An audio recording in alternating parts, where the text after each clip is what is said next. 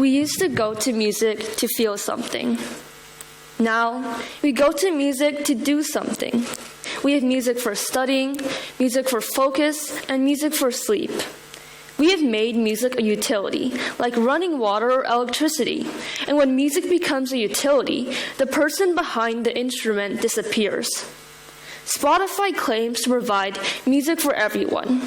But when we trade attention for convenience, we forget the artists. And in doing so, we have made music for nobody. But first, I would like you all to listen to this.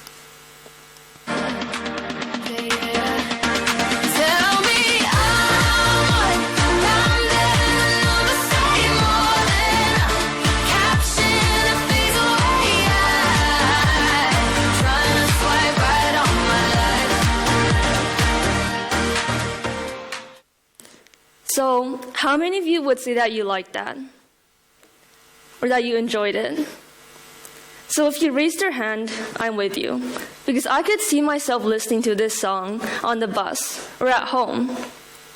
But why does it sound so familiar? As if we have heard it somewhere before. Because here's the thing, you have never heard that piece before in your entire lives. And the reason for that is because I generated it in 1 minute with a single prompt.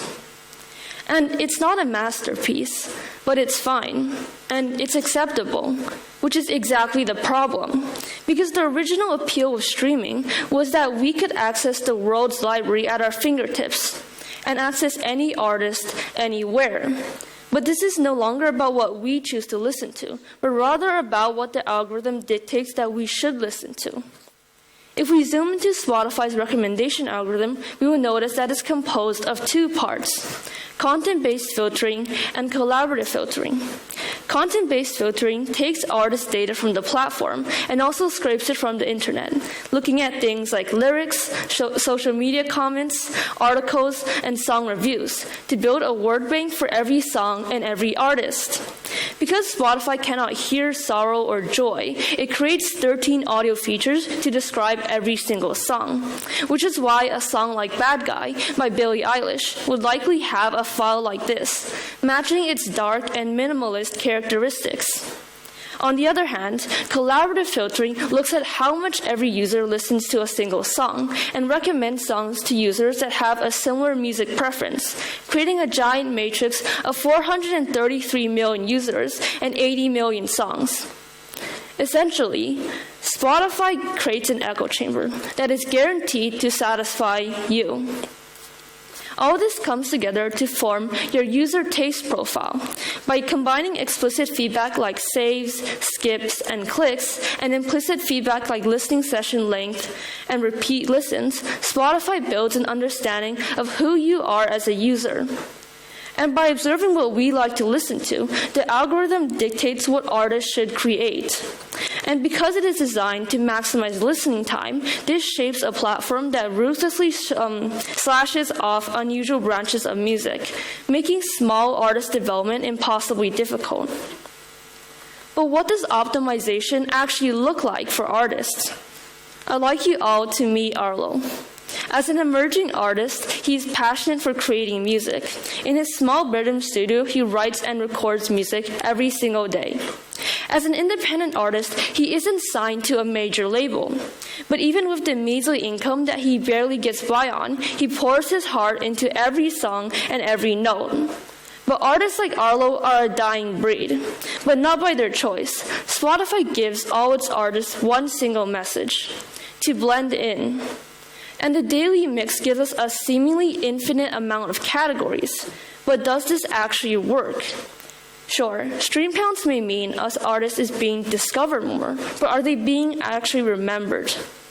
In fact, the intrinsic value of music has changed forever. Now it's more about increasing value, which means maximizing benefit and minimizing cost.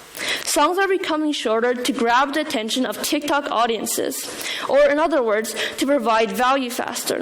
In general, pop songs are 1 minute and 13 seconds shorter than 20 years ago. And this is exaggerated by the fact that streams only count after the 30-second mark. All of this has made music risk-averse. because Spotify only pays after 30 seconds. So they have to make loud, pushy hooks.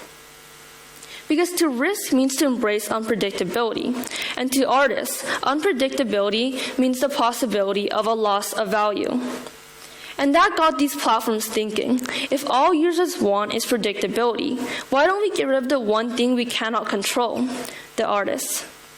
In 2017, Spotify introduced a project called Perfect Fit Content, where they realized the majority of their listeners were what they called lean-back consumers, meaning music was a purely functional tool that they used for studying or for working out. So why pay full royalties to artists if users were only ever half listening? Liz Pelly, author of Mood Machine, uncovers that Spotify has been commissioning pseudonymous artists in Epidemic Sound and Firefly Entertainment to make stock music. In 2022 alone, 20 artists were identified to be behind over 500 artists, creating thousands of tracks like jazz, chill, and peaceful piano music, and overall accounting for millions of streams. What this means is that your favorite artist might not actually exist. Many of these pseudonymous artists behind these massive stock music labels are small artists struggling to get by, forced to take these jobs to earn a living. These labels send target playlists and plan out songs most optimal for streaming, pumping out up to 15 songs within an hour.